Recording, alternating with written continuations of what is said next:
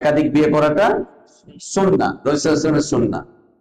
এই সুন্নাহ আমাদেরকে আমাদের বউরা মানতে দিচ্ছে না। তাহলে আমাদের বউরা সুন্নাহ বিরোধী, সুন্নাহর দুশমন। আমাদের স্ত্রীরা তাহলে কি?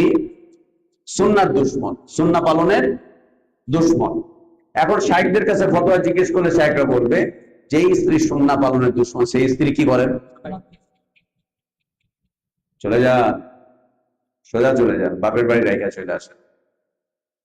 অথবা ওরে বইলা দেন, আমি বিয়া করবো করবোই, নিজে থাকতে চাও থাকো, না থাকলে যাও। আর দ্বিতীয় কথা, তোমার কোনো কিছু লস হবো না, তোমার আমি আলাদা একটা বাসায় রাখো, খাওয়া সব দিয়ে দিব, টাকা পয়সা যা লাগে সব দিব, কিন্তু টেনশন নেই। চলি, দ্বিতীয় বিয়ে কি সুন্নাহ নাকি? দ্বিতীয় বিয়েটা কি সুন্নাহ? জায়েজ? দ্বিতীয় বিয়েটা কি? অনুমতি। আল্লাহ তাবারক ওয়া তাআলা, আল্লাহ তাবারক ওয়া তাআলা প্রয়োজনের ক্ষেত্রে আল্লাহ সুবহানাহু ওয়া তাআলা অনুমতি দিয়ে রাখছেন।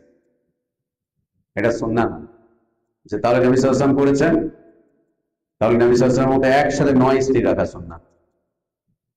কটা রাখা সুন্নাহ? তা আপনি দ্বিতীয় একটা মাত্র করতে চাচ্ছেন, একটা করছেন আর একটা করতে চান। নবী সাল্লাল্লাহু আলাইহি ওয়াসাল্লাম তো একসাথে 9টা রাখছেন। হ্যাঁ, একের পর এক।